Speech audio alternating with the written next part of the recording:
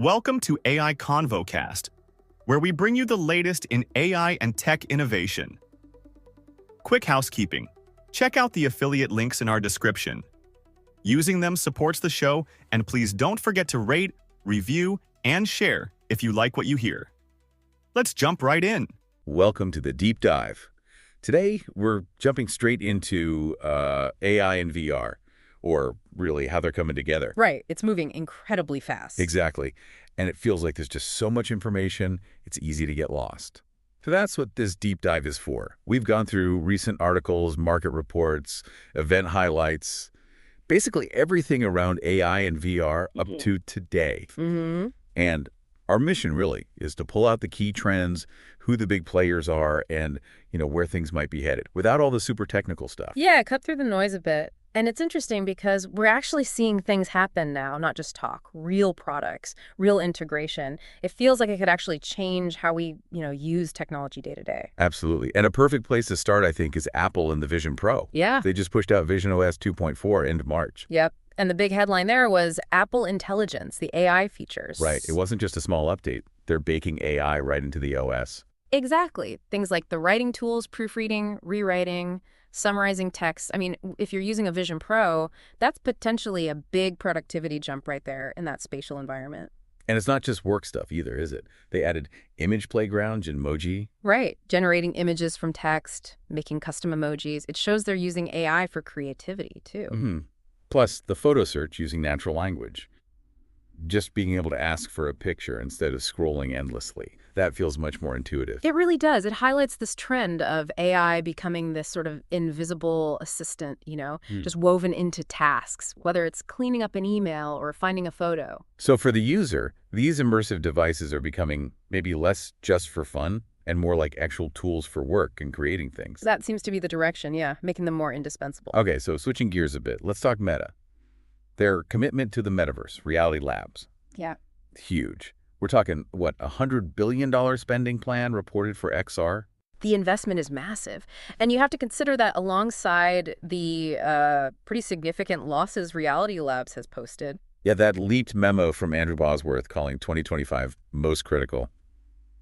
It really puts the pressure on. It does. They seem laser focused now on sales, keeping users, getting people engaged, especially with the Quest MR headsets and the Horizon platform, trying to make that social VR really stick this time. Feels like a make or break moment, almost. But it's not just metaverse, right? The Ray-Ban Meta smart glasses, they reportedly sold over 1 million last year. That's right. And Meta apparently sees that as a great start. A great start. Interesting. Yeah, it suggests maybe another path for them. Less fully immersive VR, more subtle everyday AR with AI built in. Maybe appeals to a different crowd just looking for handy AI assistance. Okay, so Apple's going high-end spatial computing with deep AI. Yeah. Meta's kind of doing both the big metaverse push and these smart glasses. And now Samsung's jumping in. Yep, Samsung. Their premium mixed reality headset planned for this year is definitely one to watch. The price point they're talking about, $1,500 to $2,500, puts it right up against the high end. Aiming at businesses, developers, enthusiasts. Exactly. And the specs sound impressive, pancake lenses, good displays, eye tracking. But a really interesting part, I think, is the integration with Google's Gemini AI 2.0. Right.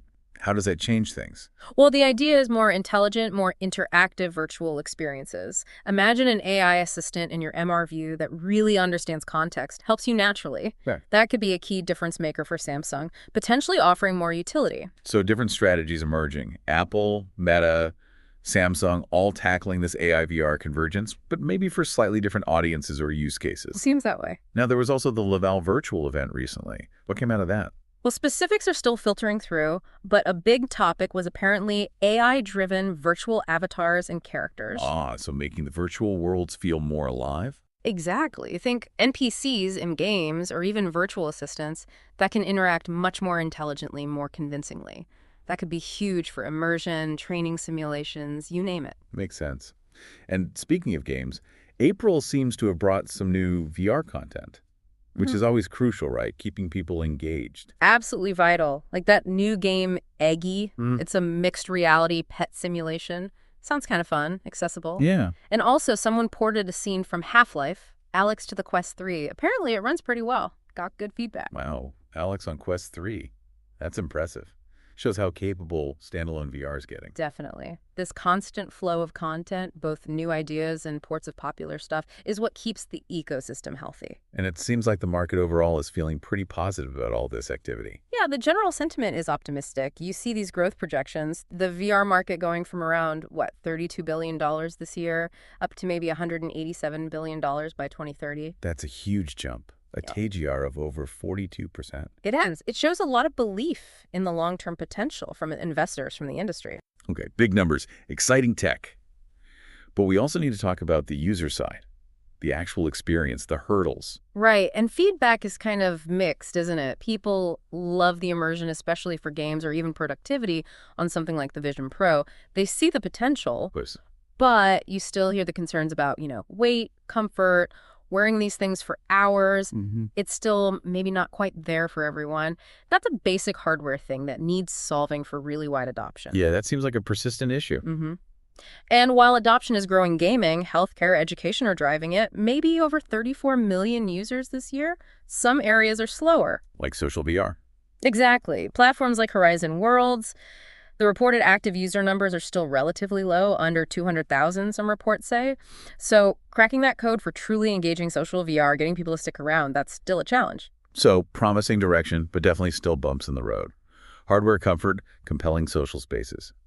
Okay, let's pull back for the big picture, the industry outlook. Well, synthesizing all this, it does look promising overall. You've got massive investment, real innovation happening, especially with AI integration. That seems to be the key driver right now. It feels dynamic, like it's really evolving quickly. But there are caveats. Oh, definitely. Cost is a big one. Premium headsets like Vision Pro are just too expensive for most people right now. Right. And the need for more diverse content.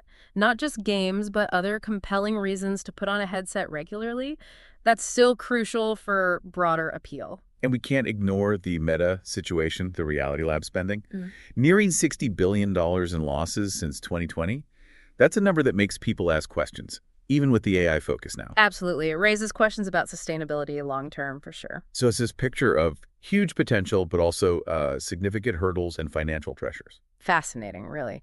Okay, looking just ahead, like the next couple of weeks, what should we maybe keep an eye out for? Well, expect more VR game releases through April, just continuing that content flow. We might hear more from Meta, maybe updates on the Quest line. And possibly, just possibly, some early whispers or maybe teasers about Samsung's headset start coming out of industry circles or events. Got it.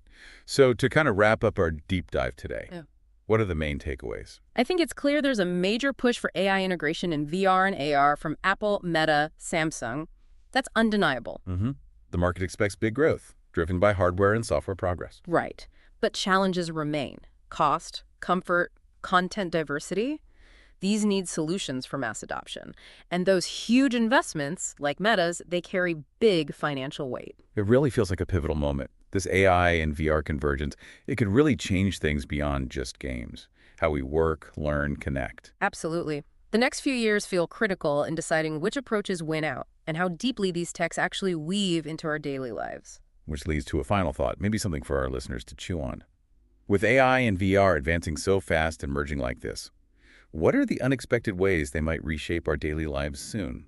Beyond the obvious stuff like entertainment or current work uses, what are the twists we aren't seeing yet? Yeah, what are the societal shifts, the ethical points we need to consider? Exactly. Definitely something to think about. Thanks for taking this deep dive with us. Thank you for listening to AI Convo Cast. Please don't forget to rate, review, and share if you like what you hear. Thanks and hope to see you again next time.